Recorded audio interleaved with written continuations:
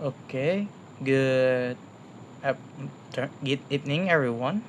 Today I am pleased to present my research title that is Anxiety Involvement in Causing EFL Students to Forget What They Are Doing During Learning Activities. That is curated by me, Muhammad Nur, with student number 2305086. From the Faculty of Education of English at Mularman University. Okay, this qualitative phenomenological study was conducted within an Indonesian university context. The primary focus of this investigation is to explore how the foreign language classroom anxiety directly disturbs attentional control and depletes working memory, leading to the phenomenon of real-time forgetful during active classroom learning.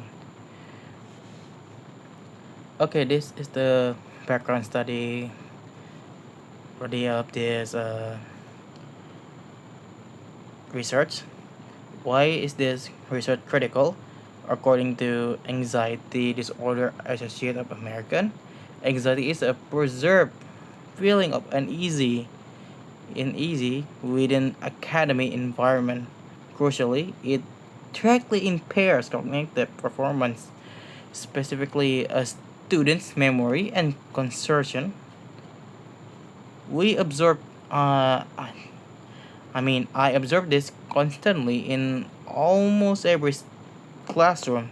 Students instantly freeze and forget their points during a presentation or find themselves unable to think clearly when professor asks direct question. Okay, where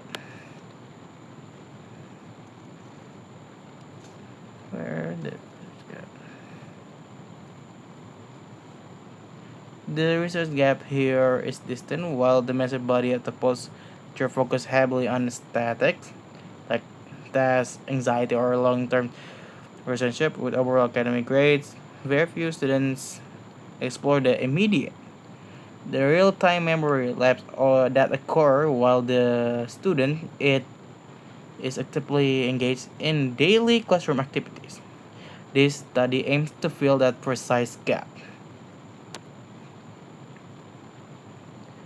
So, to guide this investigation, two primary research questions were formulated. Like the first, how does EFL student experience real-time forgetting caused by anxiety during classroom? And number two, or the second, that is what is factor cause anxiety-based forgetfulness? Aligned with this question, the objective of this study are to describe the real-time cognitive impact of anxiety on memory and to identify the underlying environmental and psychological trigger cause this sudden mental lapse. Next is this is now this is the theoretical framework to truly analyze this phenomenon. These foundational theories were analyzed first, like Hotwitz for like the Springer anxiety theory, where it says state that anxiety is a temporary situation, specifically triggers forgetting during a class activity like presentations or doing group members and many more. And then we have Badley in 1992 that is talking about working memories. Anxiety overloading the central executive attention control, causing information to drop out of working memory. And Zhang in 2007, attention control theory, that is telling about anxiety impairs ambition. It cannot ignore distraction and shifting. That is, can switch focus from the one or the other, leading to real-time forgetfulness. For example, in this situation, it's like doing presentation where the students usually stare at the PowerPoints and then look back at the other student. They usually saw their eyes look at them, making them shocked or like anxious. So when they look back, because they forgot, so they cannot focus on the student, they decide to focus back on the PowerPoints. And then peak run were about 2000 from 2006. That's control value theory. The students forget what when they feel low control, high value, and anxiety, as it is triggering anxiety and activating negative emotions. That from peak run in here, that is telling us that when students cannot control the situation or emotion and everything else, the else when under condition situation that is like having high value, like the like I said before, part they doing a presentation point, it creating a trigger for anxiety, the peer making them like forgot and blank or more, because they cannot control the situation, they cannot control their emotion. I mean, not cannot control, I mean by low, they have low control of what they can do.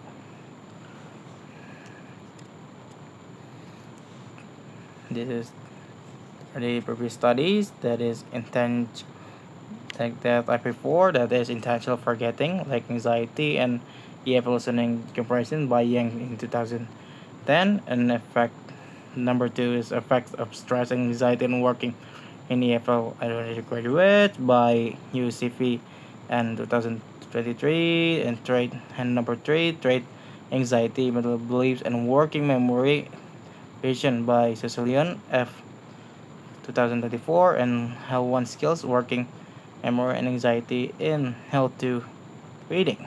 So the difference between mine and them, like for example, as Chromos, the Chromos is more focused on like reading skills, like L1 skills or L2 readings. The number three is more focused on beliefs and working, how is working memory efficiency. And number two, is talking about the effects of stress that is creating anxiety when while working in the FAFL on graduates. And number one is they are forgetting intentionally because anxiety while under class of listening comprehension. So that while mine is more focused on the how it happened and more the deeper the methodology. The design I use is qualitative, of course, is qualitative phenomenology. The sampling I use is training tests. The data collection is semi-structured interview, and the participants is around 4 to 5 students. Okay, the data collection instrument that is first that I use is screening test, and then semi-structured interview. I will do observation. I do observation, and so then I make the student do reflection, and I record their voice.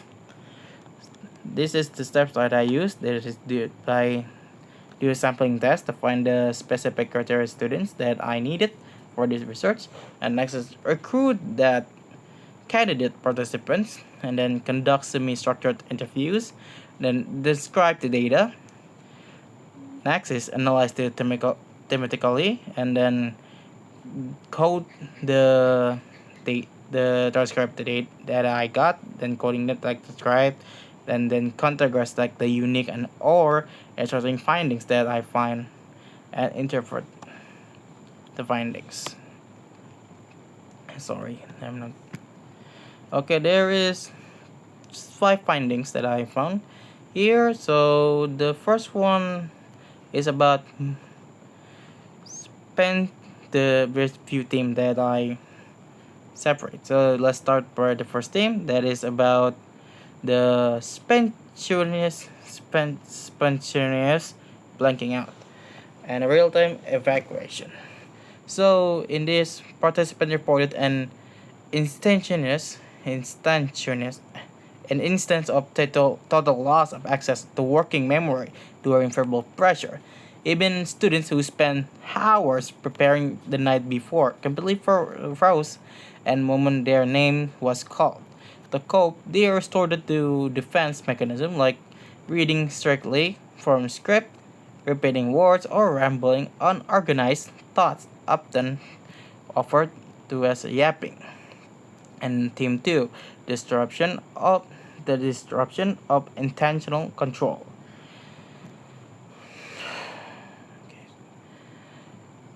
In theme 2, that involves the disruption of attention control.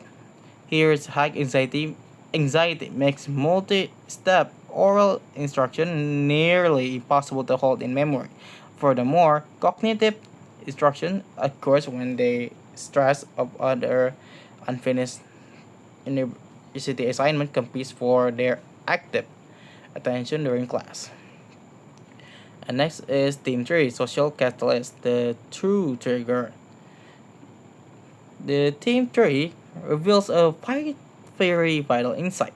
This forgetfulness does not stem from the inherent difficulty of English language, but rather from social catalysts or perceived social risks.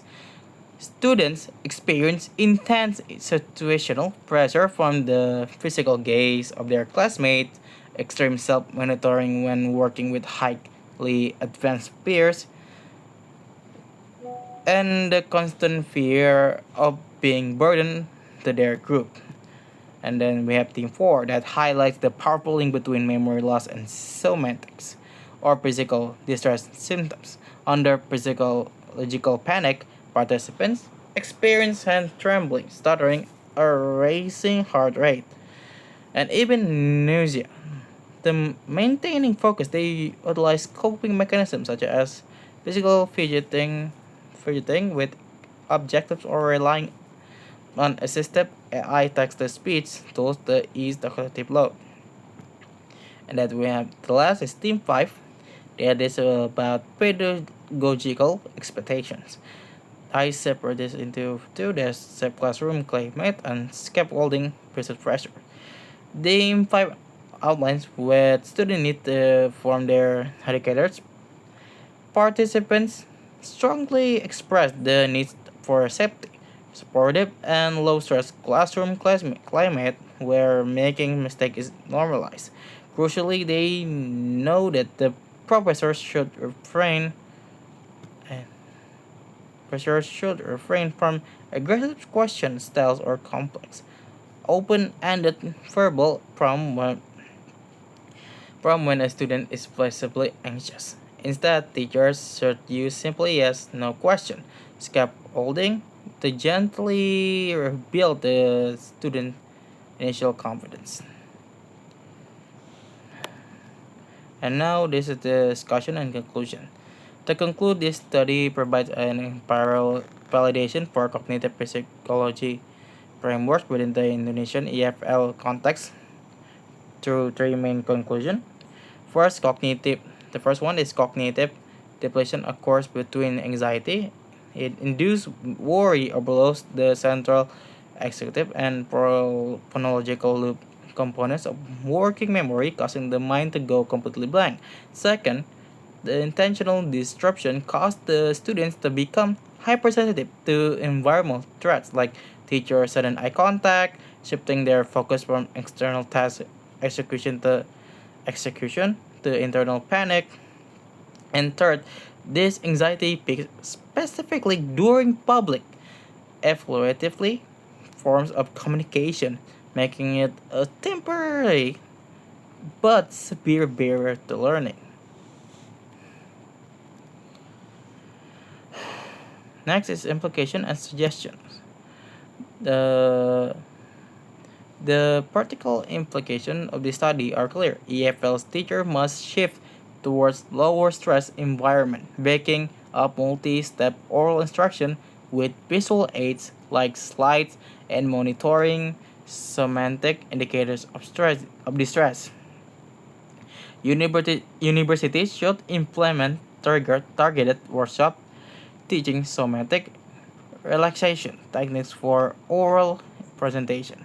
Finally, future research should expand on this VI mix method and control experimentation on teacher led scaffolding strategies across multiple universities. Okay, I and this is the reference that I have used for this research, and it's the more. Okay, I think that's all for me. I'm Muhammad Satari Banur, and good evening, everyone. Wassalamualaikum warahmatullahi wabarakatuh. And thank you for listening. And I mean, thank you for watching.